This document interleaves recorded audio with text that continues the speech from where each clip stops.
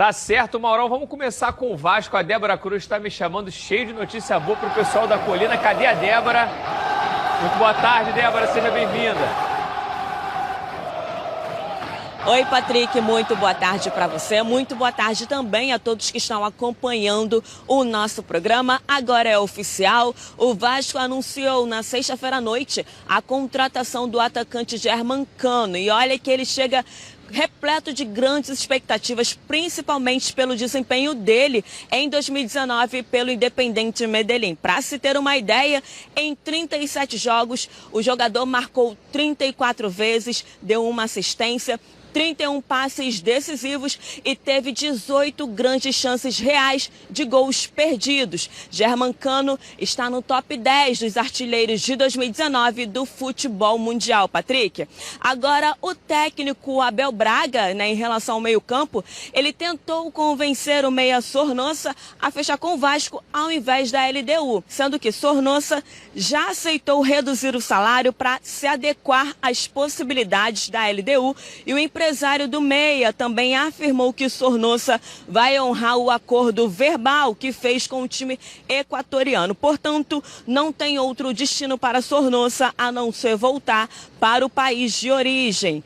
Mudando de assunto, a diretoria vai tentar o retorno do zagueiro Dedé, que atualmente está no Cruzeiro, mas é um velho conhecido da torcida Cruz Maltina. O Vasco, por enquanto, tem adotado cautela. A questão política tem feito com que muitos jogadores do Clube Mineiro aguardem para formalizar acordos ou até mesmo tentar uma rescisão na justiça.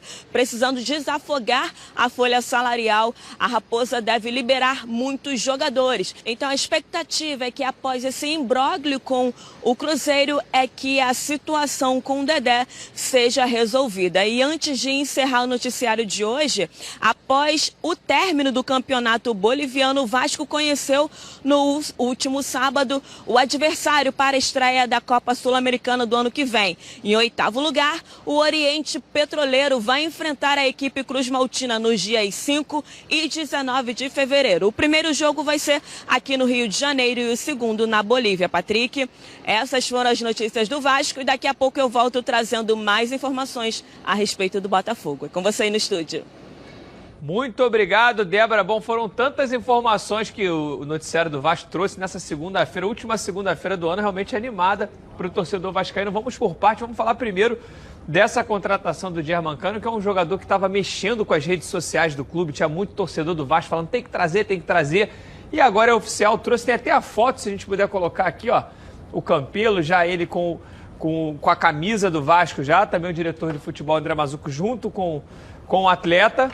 Os números, Renê, para quem gosta de números e estatísticas como você, são impressionantes. E é a temporada de agora, né? Não é aquele jogador que a gente fala, poxa, há 5 anos atrás ele teve números impressionantes. Ele vem de uma temporada impressionante. 35 gols e 31 assistências para centroavante. Os gols, tudo bem. Agora, as assistências é que surpreende. Normalmente, o centroavante é muito eu, e eu quero o gol, e o resto, o cara, assistência, deve ser um reforço da onde um setor que o Vasco ficou devendo ao treinador esse setor. E aí, se conseguir, e puxando agora o outro lado, conseguindo trazer o Dedé, mantendo o Guarim, já começa, o Rossi, não sei como é que está a situação ainda, o Vasco começa a montar uma espinha, né? O Richard, o Abel quer que fique também. E é um jogador, né, que o Abel sabe fazer render esse jogador. Você imagina o seguinte, se você tiver o Dedé, um zagueiro, tiver o Richard, e aí tiver o Guarim ali, que é o homem que vai arrumar isso, e tiver o Cano lá na frente, você tem a espinha dorsal. Eu gosto sempre de montar meu time assim.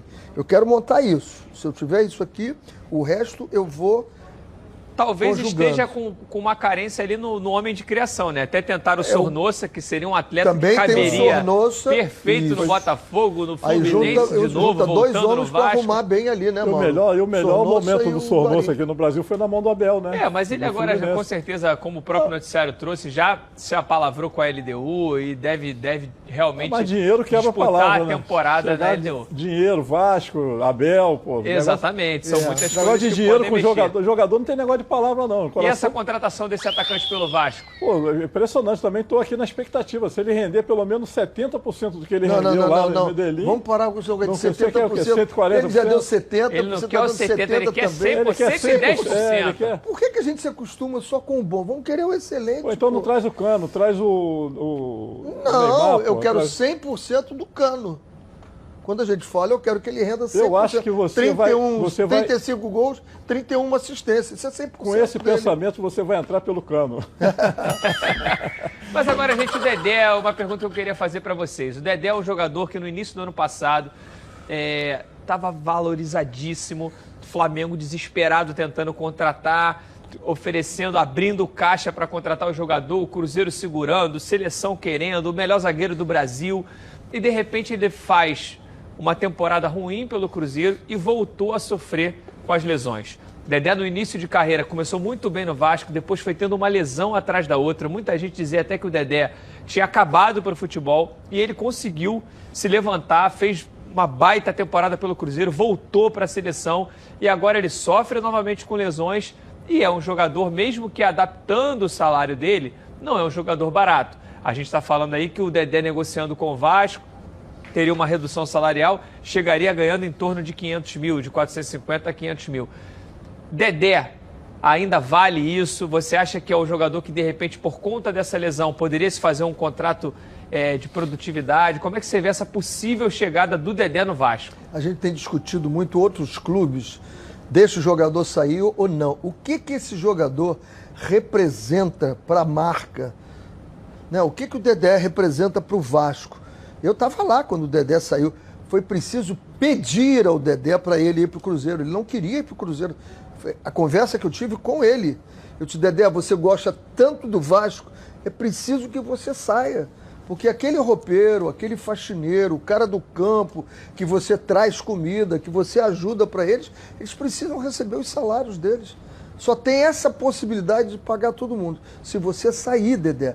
Ele disse assim, professor, pensando nisso, eu vou sair sim. Ele não queria sair do Vasco.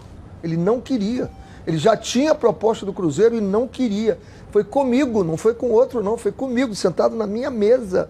Ele abria a mão do Cruzeiro para continuar no Vasco. Então eu acho que é um jogador que traz com a alma do Vasco, né? Traz um jogador que gosta do clube, que é difícil você às vezes ver um jogador reconhecido, né?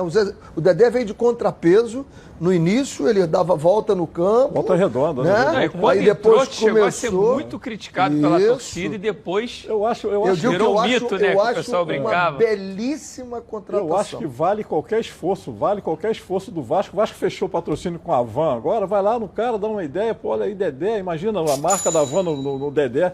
Pô, Dedé é ídolo da torcida vascaína. Agora, eu acho que o vascaíno não vai ficar muito satisfeito com o René, né? De saber que foi o René que botou o Dedé. Mas não tinha jeito. É como agora. Não tem jeito, cara. Se não sai o Thales Magno, né? Se tivesse uma proposta, não teria jeito. Tinha que sair para organizar tudo. E o pior é que saiu o jogador e não organizou nada. Não organizou, porque o buraco perdeu o Paulinho, o Vasco perdeu vários valores impressionantes. O buraco negro que tem muito grande, é igual o Fluminense. Olha quantos jogadores saíram do Fluminense. E em cima disso que o René falou, se a gente for fazer um somatório desse movimento maravilhoso da torcida do Vasco, de associar e bater todos os recordes. O momento é muito forte. E você pega um jogador desse, como o Dedé, super... um jogador que a torcida gosta, um jogador carismático, um jogador que conhece o futebol carioca, que ama o clube. Eu acho que é a sintonia perfeita e acho até que o departamento de marketing do Vasco podia mostrar que esse jogador veio e está sendo pago com o dinheiro do sócio-torcedor. Porque o sócio-torcedor hoje do Vasco já rende cerca de 2 milhões e meio mês praticamente. Então, assim... Esse jogador já vai ser pago. Na contratação do Cano, o presidente deu essa declaração. Eu vi o presidente falando, Campelo. Estamos contratando porque vocês deram respaldo, então eu posso contratar esse jogador. Eu acho que o Dedé é a mesma coisa. Olha, se eles anunciarem hoje, olha, vamos contratar o Dedé e precisamos, o Vasco vai a 300 mil rapidinho de associados. Chega, com certeza chega, porque a torcida já demonstrou isso. Agora, falando um pouquinho dessa possível renovação do Guarim, como você vinha falando da questão da espinha dorsal, a gente viu o Vasco com um ano ruim, mas com alguns bons valores individuais, como o Thales Magno, como o Rossi, que foi um jogador. A gente tem também o Leandro Castan. O Marrone foi bem no final. Marrone muito bem no final. Tem o Leandro Castan. Que dupla, hein? Castan e Dedé. Ainda teria o Breno no banco, né? O Breno também é um grande jogador, mas não consegue ter a sequência, né? Não consegue ter a sequência, e essa é a preocupação, talvez, com a possível chegada do Dedé, por conta dessas lesões que ele vem enfrentando ao longo da carreira. A questão do Guarim é muito simples. O Guarim quer receber, ele quer ficar no Vasco, ele quer receber os salários atrasados. Ele já falou, assim que eu receber os atrasados, eu renovo com o Vasco, não tem problema nenhum. Ele tem até proposta para jogar nos Estados Unidos, a família quer morar lá, mas eu acredito que ele fica mais uma temporada no Vasco. Renê, sendo bem direto, caso o Dedé chegue, o Cano demonstra o que mostrou na última temporada. Algumas renovações que são importantes, como a do Rossi, os meninos do Vasco se engrenando cada vez mais, e a tendência é de que tanto o Marrone quanto o Thales Magno façam uma temporada ainda melhor, porque amadureceram nessa temporada que passou. Com essa espinha dorsal, como você falou na abertura do programa, o Vasco entra nas competições brigando por título, mesmo as nacionais? Começa a montar um belíssimo time. Começa a montar. E é óbvio que à medida que o Campeonato Carioca for desenvolvendo, quando começar a Sul-Americana, você começa a já dar uma cara nova, e aí, dependendo da resposta do clube, como é que você vai negociar tudo isso, já dá para fazer outras contratações pontuais. Eu acredito muito que eu tenho estado muito motivado com isso. Muito motivado com essa movimentação do Vasco, e eu vejo os meus amigos vascaínos de pelada, a motivação deles está muito grande. Está muito grande. E isso o Vasco é muito bacana, né? Tem que apostar nisso e não deixar morrer isso. Maurão, se a gente levar em consideração essa espinha dorsal que o Vasco está mostrando, um time realmente que tem tudo para ser um time muito competitivo, com o Caldeirão de São Januário, as duas competições de mata-mata, Copa do Brasil e Sul-Americana, podem ser talvez a prioridade do Vasco, porque assim, a gente já está mais do que provado que o Campeonato Brasileiro de Pontos Corridos você tem que ter um elenco com um pouco mais de possibilidades, não só uma equipe titular forte, mas como reservas, um bom banco, porque ele vai altos e baixos durante todo o campeonato.